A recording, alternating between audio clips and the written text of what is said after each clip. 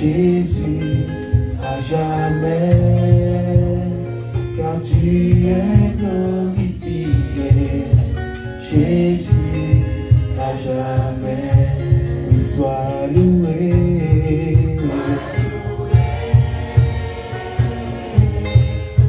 Alléluia, sois loué. Alléluia, car tu es glorifié. Jésus, à jamais, car tu es glorifié. Jésus, à jamais, sois loué. Alléluia, sois loué. Alléluia,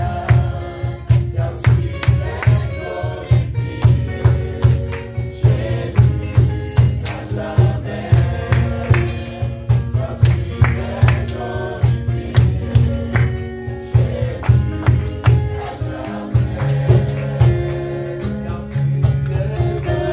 glorifié.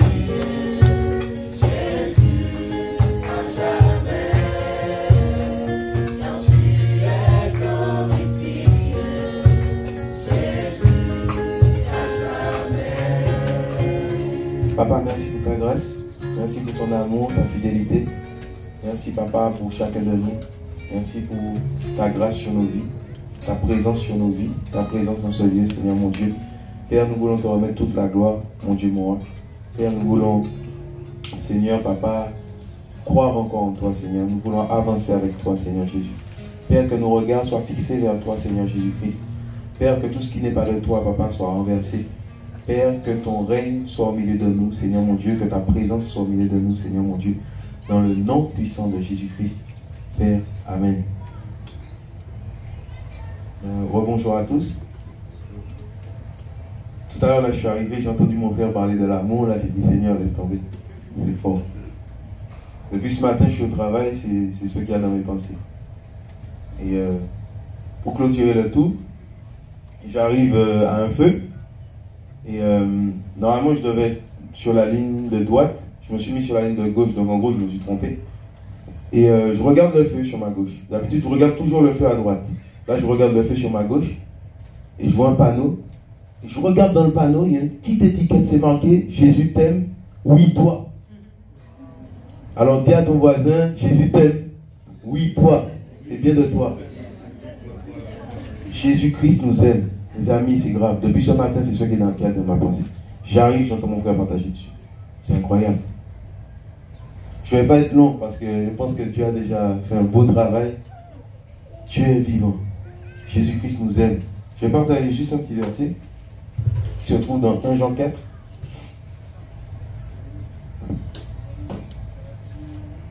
1 Jean 4. C'est magnifique. 1 Jean 4.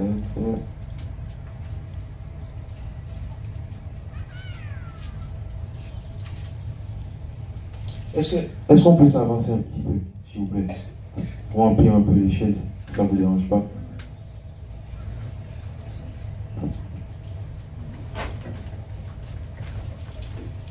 On est entre nous, il n'y a pas de peur, hein? Il n'y a pas de souci. C'est pas évident de remplir les chaises de devant, tout le monde veut aller derrière. Il y a quelque chose derrière, hein? Voilà.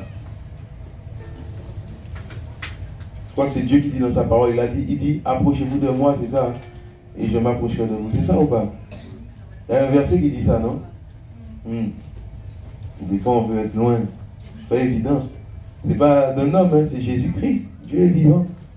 Qu'on soit derrière, qu'on soit devant, il n'y a pas de souci. Dieu est là. Donc c'est 1 Jean 4.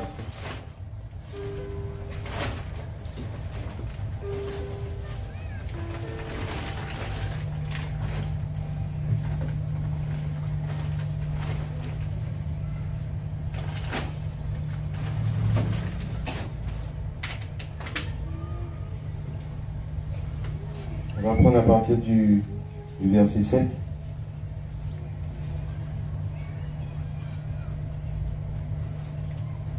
Donc c'est Jean qui parle, il dit, mais bien-aimés, ne croyez, attendez, verset 7.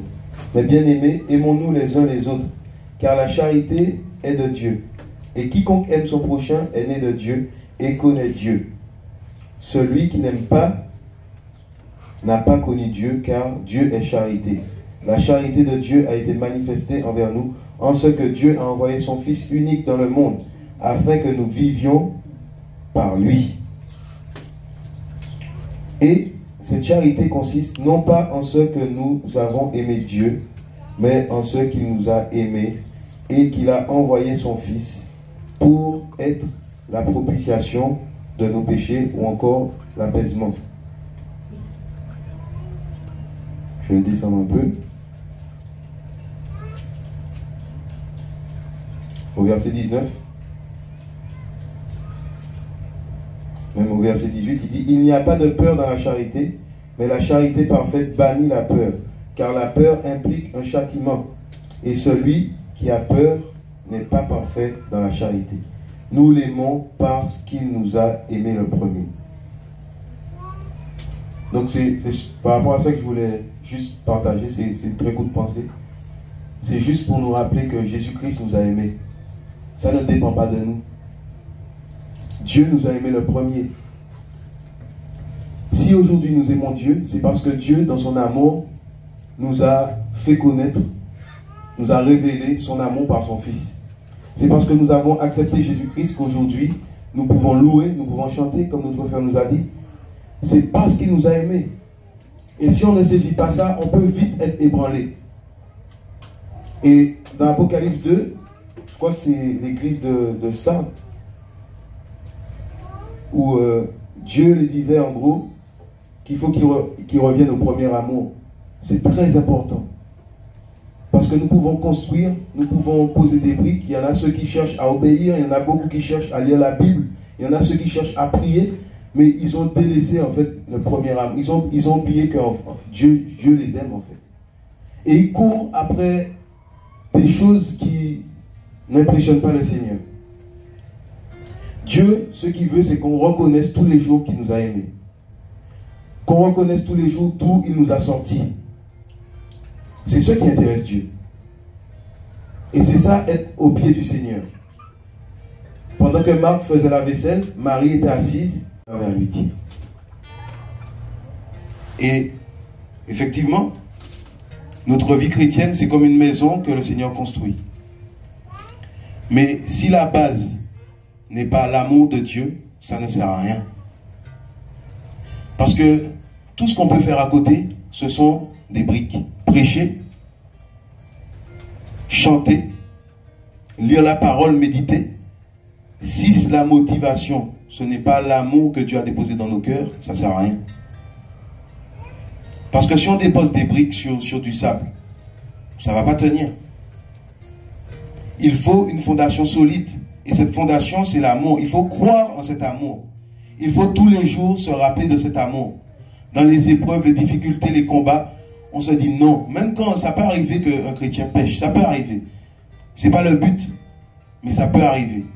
D'ailleurs, quand un chrétien pêche, c'est qu'il n'a pas compris cet amour-là, ne s'est pas véritablement déposé sur son cœur. Donc tout ce qu'il pose, les actes, les faits et gestes qu'il pose, c'est sur du sable qu'il les pose. Voilà pourquoi un chrétien peut pécher facilement. Parce qu'il a fait beaucoup d'efforts dans sa vie. Beaucoup d'efforts pour plaire à Dieu. Or Dieu dit non. Il faut rentrer par la porte. Et la porte, c'est Jésus-Christ. Et Jésus-Christ, c'est l'amour de Dieu. Jésus-Christ, c'est la grâce de Dieu. La parole nous dit dans Jean 10 que celui qui rentre à côté, c'est un brigand, c'est un voleur. Pourquoi? Parce qu'il fait Dieu menteur. La justice de Dieu, c'est la grâce. C'est-à-dire, je n'ai rien mérité, mais Dieu m'a aimé. Alléluia. Je n'ai rien mérité, mais Jésus veut me sauver. Qu'est-ce qui arrive? Qu'est-ce qui se passe? Waouh! Je n'ai pas besoin de courir à droite, à gauche. Jésus est là où je demeure, où je suis. Si je suis dans ma maison, Jésus est là. Si je suis avec mes frères et sœurs, Jésus est là. Pourquoi? Parce que sa parole le dit. quand Jésus-Christ dépose l'amour dans nos cœurs, on commence à aimer sa parole. Parce qu'on sait que dans cette parole-là, il y a la vérité. On sait que dans cette parole-là, il y a ses promesses. Il y a son cœur. Et on va voir que si Jésus-Christ n'est pas notre première motivation, on va commencer à ramer au bout d'un moment. On va sentir que la marche est lourde. Pourquoi? Parce qu'on a besoin de revenir au pied du maître. On peut dénoncer. On peut crier dans les rues. Si ce n'est pas par l'amour de Dieu, je vous dis, mes frères et sœurs, ça ne sert à rien du tout. Ça ne sert à rien. Vaut mieux s'asseoir au pied du Seigneur, attendre. Qu'est-ce que les disciples ont fait? Dans Acte 2. Dans Acte 1, Dieu leur dit attendez, attendez, ne vous pressez pas. Attendez l'amour qui vous faut les fruits. Non, le frère parlait là encore, Galates 5, 22. Attendez ces fruits-là pour aller dehors. Parce que certes, vous pouvez témoigner de moi, mais si la motivation, ce n'est pas l'amour qui est pur, celle qui vient de Dieu, ça ne servira à rien. Au bout d'un moment, vous allez faiblir, vous allez recevoir quelques attaques, vous allez tomber. Donc, recherchons cet amour. Travaillons pour Dieu avec cet amour. Construisons notre maison sur cet amour. L'obéissance, toutes ces choses, ce sont des briques qu'on vient déposer sur l'amour de Dieu, afin que quand le vent souffle, on puisse toujours obéir, on puisse toujours méditer, on puisse toujours prier, toutes ces choses. La motivation, c'est l'amour de Dieu. Notre motivation, ça doit être ça. Et Jésus-Christ nous a aimés. Dieu nous aime toujours. Quelle que ce soit dans l'épreuve que tu te trouves, si tu avais péché hier, si tu ne veux pas que les autres le sachent, sache quelque chose. Les bras de Dieu sont encore ouverts pour toi. Son amour est encore disponible. Les êtres humains disent dans le monde, tant qu'il y a de la vie, il y a de l'espoir. Eh bien Dieu là, tout le temps qu'il y a de la vie, il y a de l'amour. Sauf si tu as blasphémé contre Dieu. Là, il faut y aller. Je vous dis, il faut y aller. Ce n'est pas ce que Dieu veut. Dieu veut que ses enfants cherchent cet amour.